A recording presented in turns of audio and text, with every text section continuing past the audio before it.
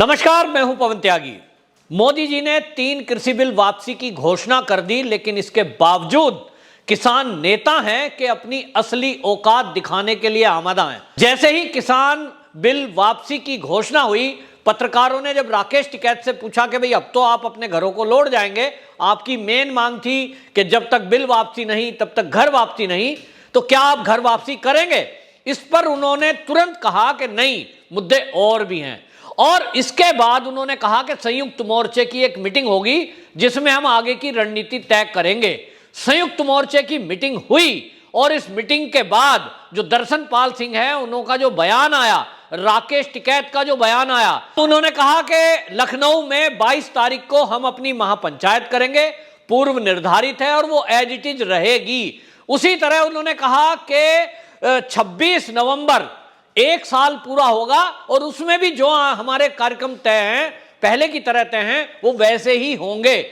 और 29 नवंबर को यह भी पहले से तय है कि हम 500 ट्रैक्टर लेकर सिंगू बॉर्डर, गाजीपुर बॉर्डर और टीकरी बॉर्डर से संसद की तरफ मार्च करेंगे।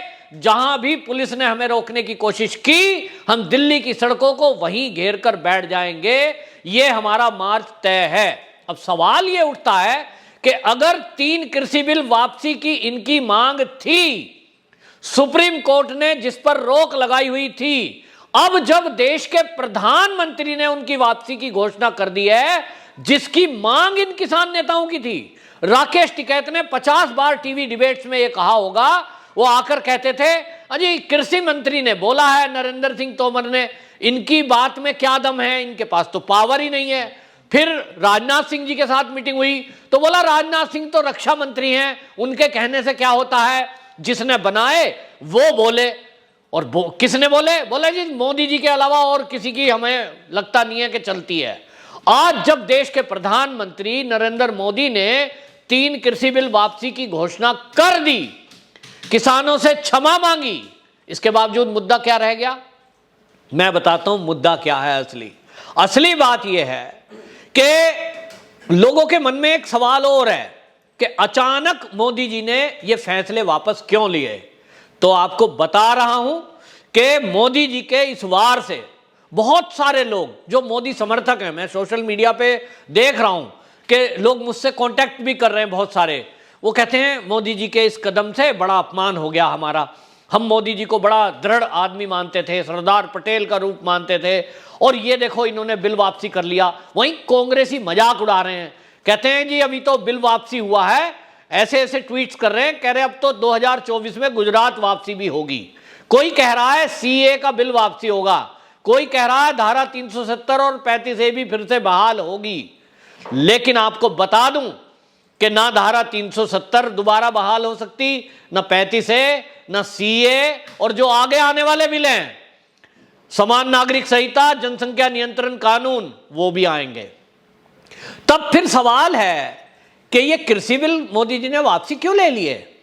तो आप सबको वो वीडियो देखनी चाहिए जो ये जत्थेदार की जारी हुई है। उन्होंने कहा है कि ये एक षड्यंत्र था सिखों को बदनाम करने का, और एक खुलासा हुआ है जो इंटेलिजेंस इनपुट मिली है, जिसके बारे में अमेरिका ने एक एडवाइजरी जारी की है, और वो ये कि पाकिस्तान तैयारी कर रहा था कि पंजाब का जो बॉर्डर एरिया है, भारत की साइड में जो गांव हैं, पंजाब के सीमांत एरिया जो हैं जिनका बॉर्डर लगता है पाकिस्तान की सीमा से, उन एरिया में बाकायदा ये बड़ी मात्रा में ये किसान आंदोलन चलाने वाले लोगों ने नशे की खेप, पैसा, शराब, ये सब पहुंचाया है।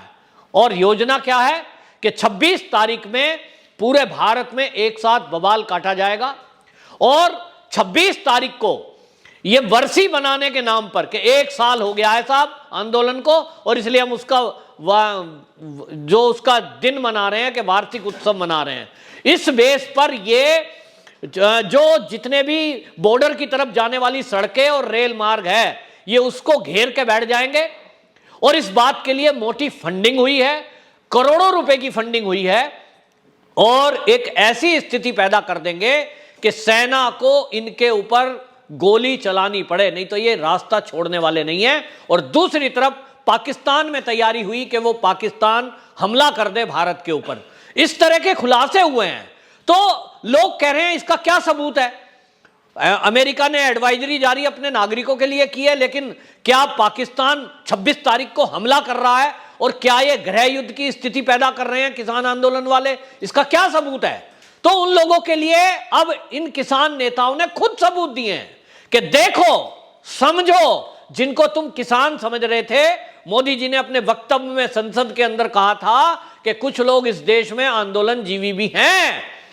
तो आंदोलन जीवी हैं कि नहीं, लोग ये कह रहे थे, और कांग्रेस और विपक्ष तो ये कह रहा था कि बीजेपी ने और मोदी जी ने इन किसानों को बदनाम कर दिया आंदोलन जीवी कहकर। मोदी जी माफी मांगे कि आपने आंदोलन जीवी कैसे दिया। सारे किसान नेता इसी बात को कह रहे थे, ये बीजेपी वालों ने हमें बदनाम कर दिया और हमें आंदोलन जीवी कहा। हम तो वो हैं जो हम लाखों रुपए दान में देते हैं, हम क्या यहाँ रोटी खाने के लिए बैठे हैं, हम 500 रुपए में बैठे हैं, ऐसी बातें कर रहे थे। आज वो लोग एक्सपोज हो गए हैं पूरी तरह, क्योंकि जब 3 कृषि बिल वापसी की बात हो गई तो अब अगली बात कहां से आ गई? अब कह रहे हैं कि साहब एमएसपी पर लिख के गारंटी दो पहले, फिर कह रहे हैं कि साहब प्रदूषण बिल जो है अध्यादेश उसको वापस लो, बिजली अध्यादेश लाओ, बिजली के बिल वापसी लो। कौन कौन सी शर्तें रखी हैं? ये संयुक्त मोर्चे की मीटिंग हुई और उन्होंने कहा कि जितने एफआईआर दर्ज हैं, जिन लोगों ने सड़कें जाम करी, जिन लोगों ने पुलिस पे हमला किया, जिन लोगों ने लाल किले पे हमला किया, जिन लोगों ने तिरंगे का अपमान किया, जिन लोगों ने देश विरोधी ताकतों के साथ मिलकर खालिस्तानी मूवमेंट को इस देश में दोबारा से चलाने की कोशिश की, गुरु पतवंत सिंह पन्नू जैसे व्यक्ति से कांटेक्ट करके यहां पर भारत में करोड़ों रुपए उसने ऑफर कर दिए कि जो मर जाएगा उसको 1 करोड़ देंगे और जो मार देगा उसको इतने पैसे देंगे।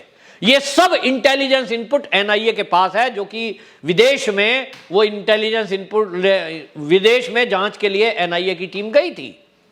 और इसलिए ये सारे के सारे लोग, ये जितने इस सारे आंदोलन को चला रहे थे, इनको अब पता लग गया लोगों को कि इनकी मंशा क्या है। इनको किसी भी हालत में यह आंदोलन खत्म नहीं करना है। और कब तक नहीं करना?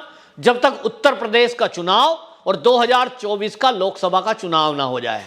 इनको एक तरह से ठेका दिया गया है, और देसी भाषा में कहें तो इनको सुपारी दी गई है कि तुमको मोदी और योगी को सत्ता में आने से रोकना है। इसके लिए जितना पैसा चाहिए ये कांग्रेस समेत वामपंथी दल ये सब पीछे से फंडिंग करेंगे, आगे नहीं आएंगे, पीछे से फंडिंग करेंगे। और आपको ध्यान है कितना पैसा आ रहा है? आपको याद होगा मुंद्रा पोर्ट पर 21,000 करोड़ रुपए की ड्रग पकड़ी गई। हजारों करोड़ रुपए की ड्रग डेली, कहीं ना कहीं 100 करोड़, कहीं 50 करोड़ ऐसी बरामद हो रही है। ये खुलासा हुआ है इंटेलिजेंस एजेंसियों के द्वारा कि ये जो नशाखोरों की खेप है, इसका पैसा इन काम में लगना था कि जो देश विरोधी ताकतें हैं उनको किस तरह से हथियार और गृह युद्ध करने के लिए सामग्री दी जाए। आपको याद होगा दिल्ली का दंगा, सीए प्रोटेस्ट के टाइम पे दिल्ली दंगा हुआ, लगभग 1.5 करोड़ रुपए का खुलासा हुआ जो पीएफआई ने खर्च किया था। क्या चीजें जुटाई थी? बोतलें, तेजाब, गुलेल, कट्टे, गोलियां, और इन्हीं से दिल्ली को जला दिया गया।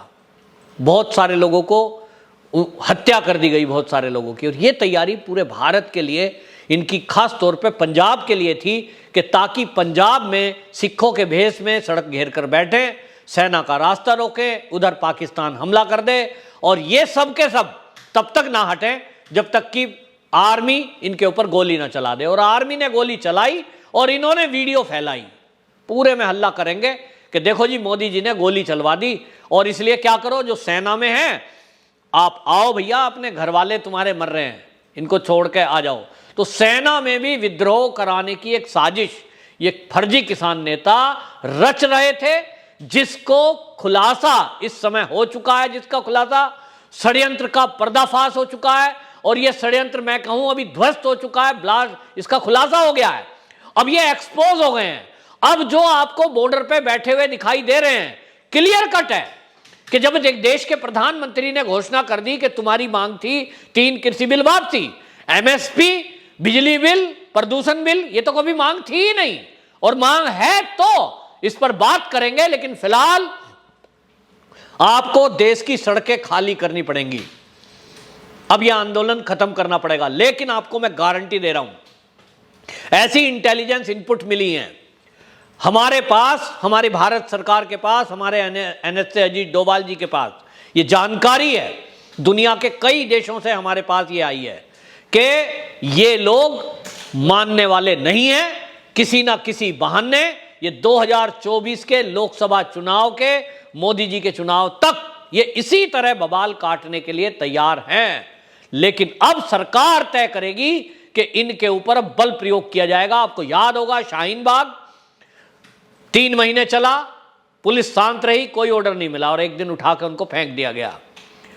ठीक इसी तरह अब क्योंकि पहचान अलग अलग हो चुकी है, अब किसान और इनोसेंट व्यक्ति वो अलग हो चुके हैं, या तो घर जा चुके हैं या तो वो इनसे अलग हो जाएंगे।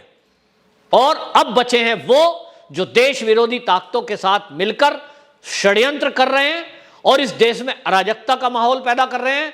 और आपको एक बात और महत्वपूर्ण बता दूं अंत में, कि आप समझिए कि समझ में आता है कि आप दिल्ली में बैठकर अपनी बरसी मनाओ कि 1 साल हो गया साहब हमारे आंदोलन को, वो जो 26 नवंबर को हो रही है।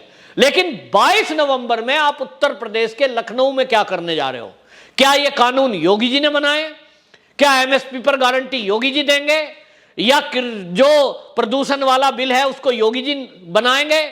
योगी जी का इस बिल से कोई लेना देना नहीं है, लेकिन यह योगी जी के चुनाव में उनको बदनाम करने के लिए, षड्यंत्र करने के लिए 22 तारीख इन्होंने तय की, क्योंकि इनके दिमाग में पहले से फिट है कि बदनाम तो योगी जी को करना है, 22 में टारगेट तो उनको करना है।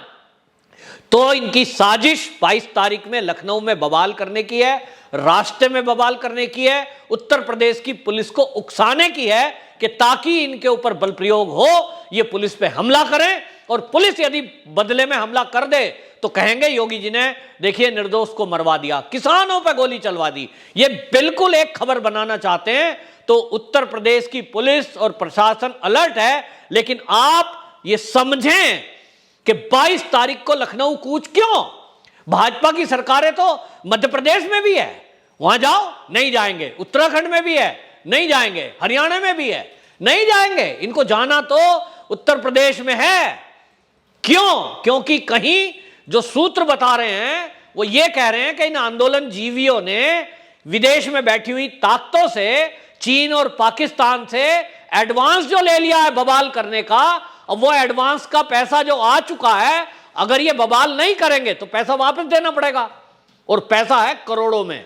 तो इनको नोट दिख रहे हैं, लेकिन इनको नोट के बजाय वो डंडा नहीं दिख रहा जो अब इनके ऊपर प्रहार होने वाला है। क्योंकि पूरे देश की अब एक ही आवाज है कि इनको, जो ये देश विरोधी लोग बैठे हैं, अब इनको उखाड़ फेंकने का टाइम आ गया है। बहुत सहन कर लिया देश ने, अब ये एक्सपोज हो चुके हैं।